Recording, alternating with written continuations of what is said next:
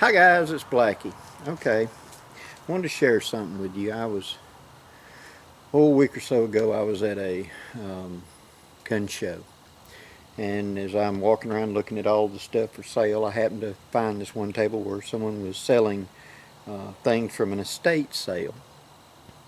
And one of things that they had was several old antique reloading sets and things like that for making shotgun shells and stuff like that.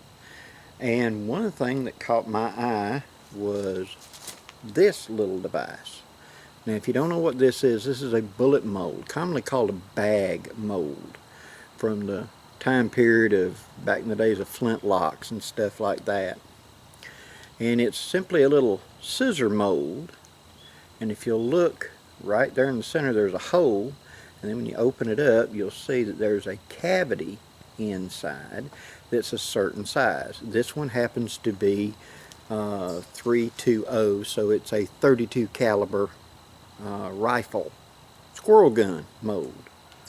And most of these, though, these legs are more like this than like this, where they're curved in.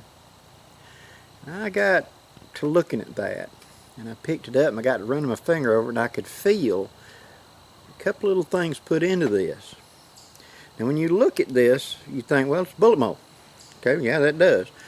But the guys back in them days, the old woodsmen of that day, they believed in multitaskers as much as possible. So can I get device A to do a job primary, a secondary, a third, a fourth other job? And once I got to looking at this and feeling of this, I could tell this was a multi-tool. This has been purposely made up from an existing mold idea and then remodeled back here for a reason. Now, if you notice, the legs start one way and then they kind of flatten out this way. So it's flat out here on the end, but it's flat this way coming up, and then right here it kind of reverses direction and flattens out the other way. When you run your finger on the end side, you can feel a little cup depression area that's there intentionally. This means they stuck it out there and put something and beat on it to shape it and make it fit that way.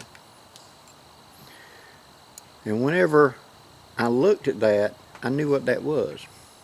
Plus, if you look right here in this section, there's a cutter, sprue cutter. When you cast the lead, it out comes with a ball, and there's a little mushroom on top from where you poured it. Well, once it's cool, you open this up like bolt cutters and stick it in there, and you'd snip that off, making the ball relatively round. Okay. One of these tips, this tip has been cut off square, been filed square, and this one over here has been intentionally rounded. Okay. The cut off square one is a screwdriver tip for taking the lock of the gun apart. You can tell that because the way it's twisted, you can feel where it's been bared down and twisted to get a stubborn screw out. So that's been that way. That little cupped area in there is for holding a coal. I'll demonstrate that.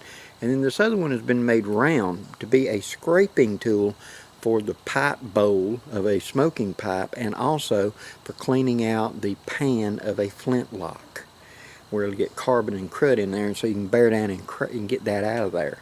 Okay. So this one little device is a cold tongs, and I'll demonstrate that for you in a minute.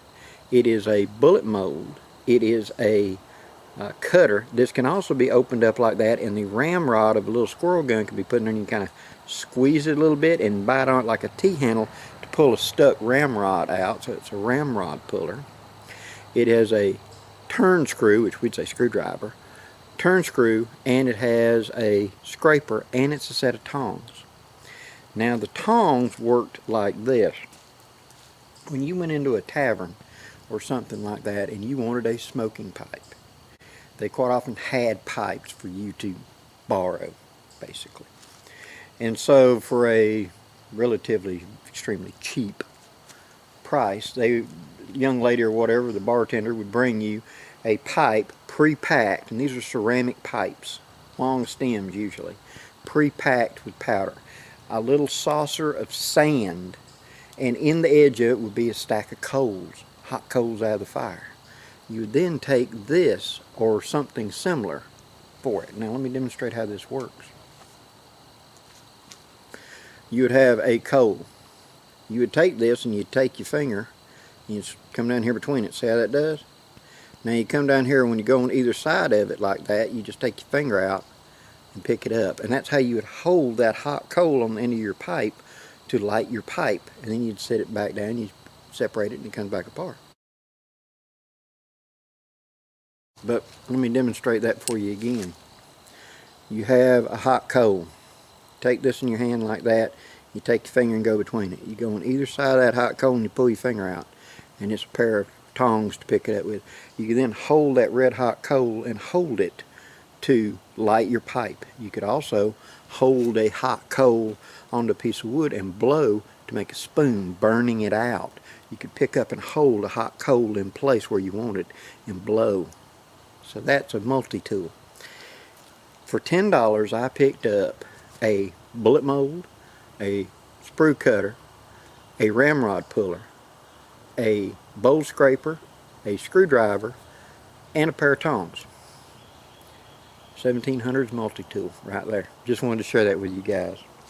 It's one of those things, when you first look at it you wouldn't think that. It's just bullet mold. But when you take your finger and you look at the marks on it, this was filed. This nice rounded tells me this was probably cast. They probably cast it in like this part, and then of course that part. And how they made this into a bullet mold is, you know how a rotary bit is on a Dremel tool? Blacksmiths would make one of those, gunsmiths, and they'd put it up there and start turning it, and the two halves would be closed around it until it formed this hole, and then it would waller it out inside and form the bullet cavity. But this nice rounded shape, most of the times you find these are square, because that's far easier to make from a blacksmith point of view. Just leave that square. But this is so rounded. But when you look at it up close, you can see file marks. So this is probably a fairly early one. Yes, Dixie Gun Works made these in brass, but this is a steel one from way back. Actually, I think it's wrought iron, to be honest with you, because it doesn't want to rust easy. Anyway, I just wanted to share my little find with you. I hope you have a good weekend, guys, and hope you have a good Christmas coming up. Till next time, guys, I'm Blackie, wishing you safe journeys. Have a great day, guys.